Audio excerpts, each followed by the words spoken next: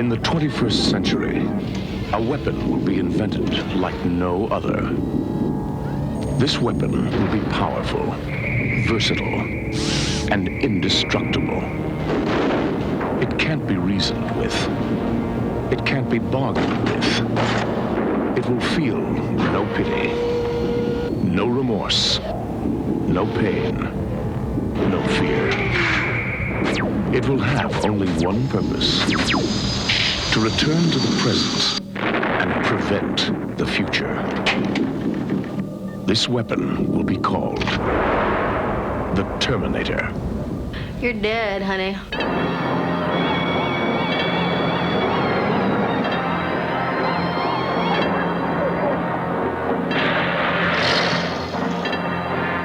What day is it? The date? 12th May, Thursday. What year?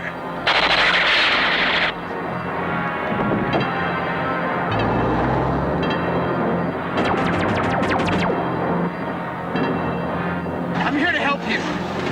I'm Reese, DN 38416, assigned to protect you. You've been targeted for termination.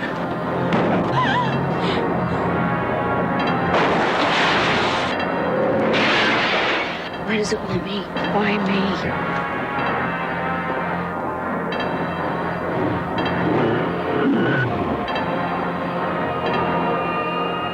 Arnold Schwarzenegger is the Terminator. Your future is in its hands.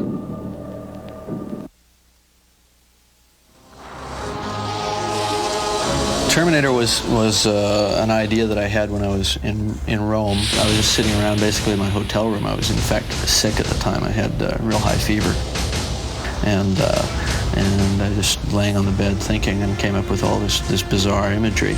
I think also the idea that, you know, because I was in a foreign city by myself and I felt very sort of dissociated from humanity in general, it was very easy to project myself into these two characters from the future who were out of sync, out of time, out of place, you know, that sort of thing. I'd always wanted to do some sort of really definitive robot story because it really, you know, had really never been done.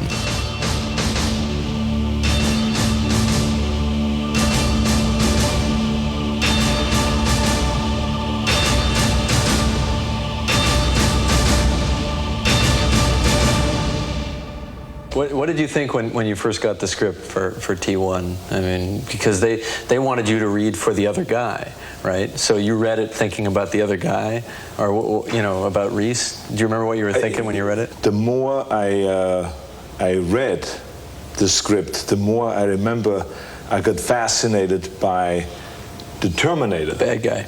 The bad guy. Right. Which I thought was the real cool guy. Your clothes. Give them to me. What he loved was the story, and what he especially loved was everything that Terminator did. We were talking about along the lines of me playing the heroic character. Right, because that's what I thought you were coming in for.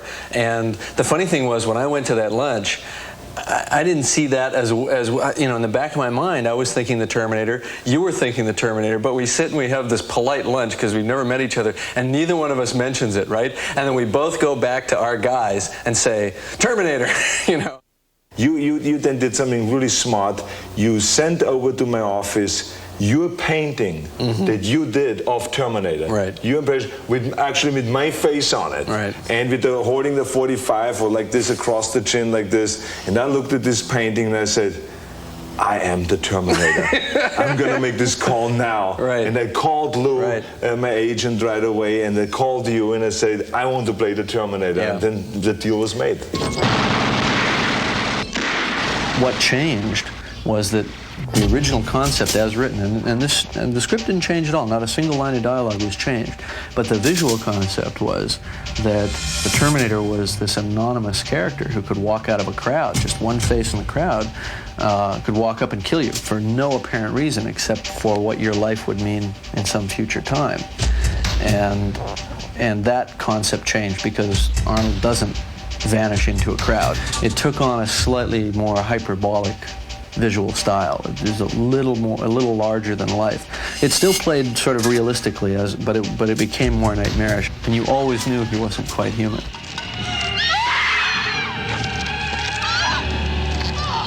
Obviously, in order to get the intensity on the face to make you a killer, there's a fine line with having you be completely blank. So, there was some sense of emotion isn't really the right word, but intention, I think.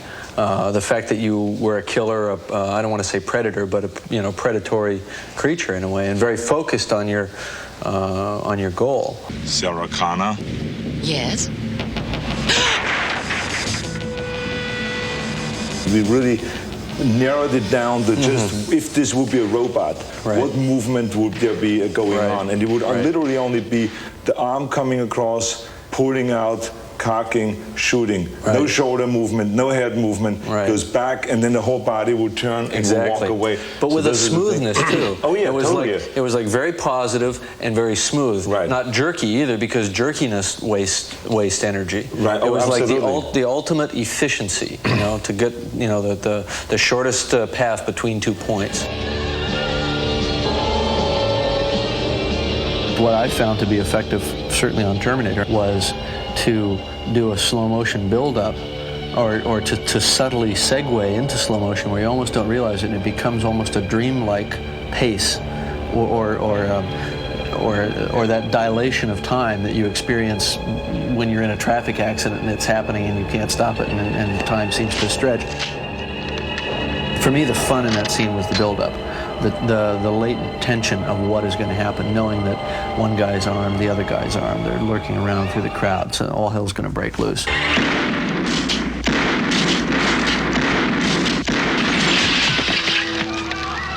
Come with me if you want to live. Remember the first day we shot the scene where you're driving through the parking garage in the police car that you've stolen, and you're looking for them.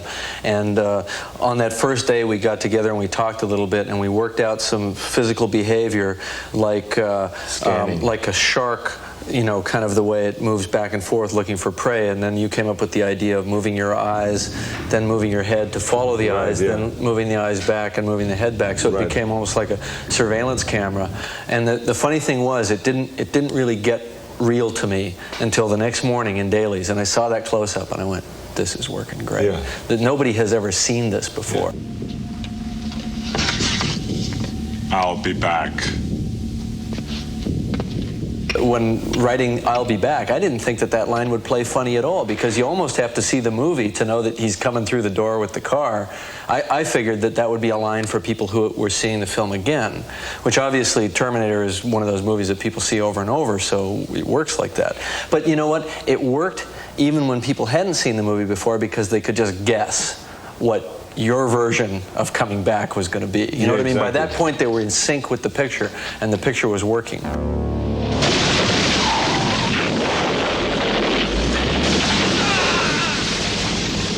In the first picture, you were so enthusiastic about the character and about the work. I mean, as you are in all your films, but I hadn't worked with you before, so I wasn't ready for this. That you just jumped in. I mean, there was stuff where we had you tied to the top of a car, holding on while the car raced backward down the alley with your arm on fire.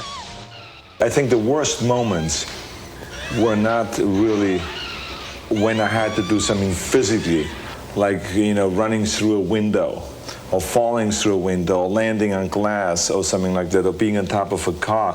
It was more the acid that was poured on me to make me smoke, to make the character smoke. I remember it's true. We did pour acid on you. I kept saying, is there no other way? Mild acid. It's a very mild acid. Yeah, very mild. Is there no way that we can just put some smoke in there somewhere in the clothes that I can smoke, rather than having acid being poured on? With fire and acid and those kind of things, you never know. Well, you know when that stuff starts to get around the face. Exactly, too much, or in the eyes. It burns a little bit. I think that there was one major decision that was made that everything else sort of devolved from, which was made jointly between myself and Stan Winston when I approached him to do the the makeup and prosthetic effects on the film.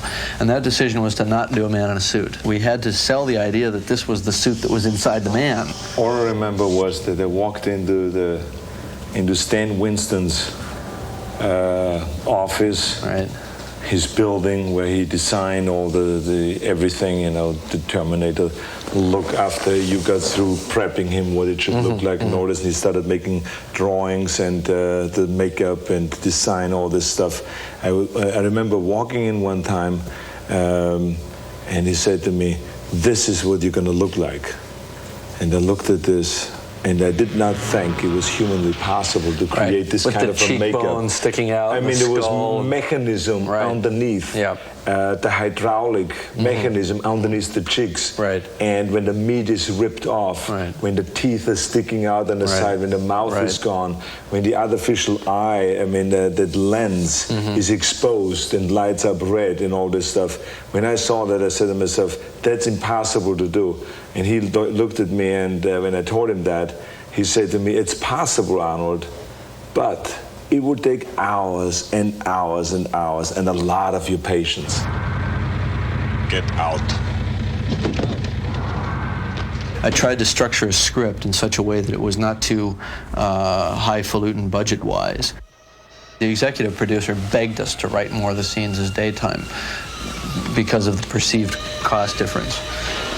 But I plunged madly on. It seemed so important stylistically to keep the film a night film as much as possible, and so we kept it that way.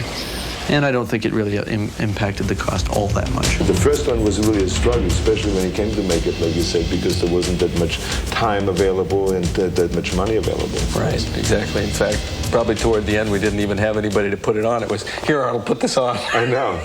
We were going out on our own, shooting quickly a scene. You remember punching into the window? We went out and stole shots. At the end, remember, we got a crew of like 3 people together and went out and did some close-ups of you. You held the camera. Yeah. I had to put the special thing on it and take on my gloves, put my clothes on. Was no one from wardrobe there. Right. I had my clothes in the back in the trunk of the car, pulled it out, I put on the jacket of Terminator, and you said, quickly, before the police comes, walk across the street and just punch in the window. And then I say, okay, we're looking left and right.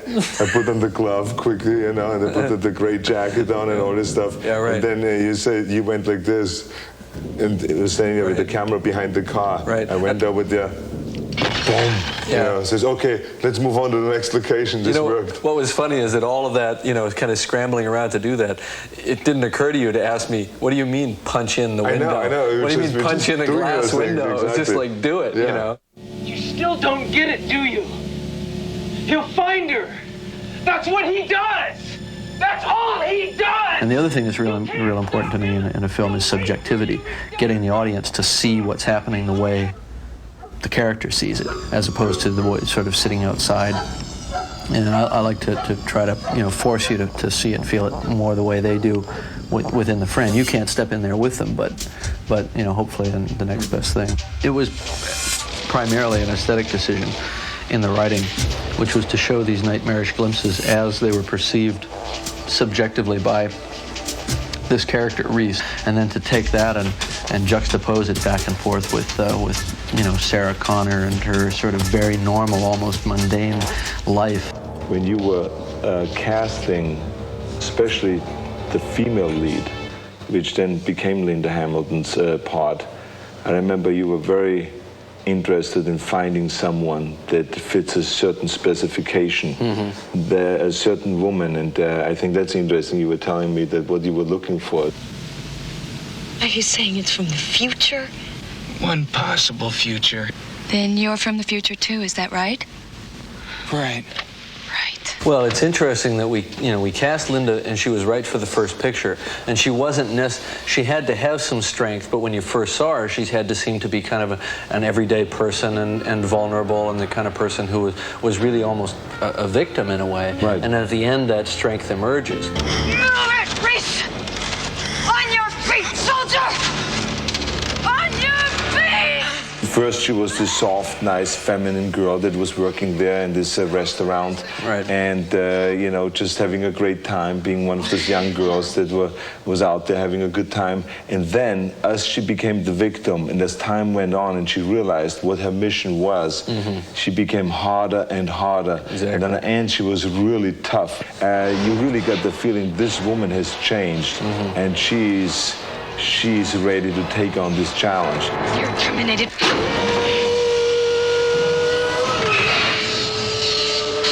Michael Biehn obviously did a fabulous job with Reese.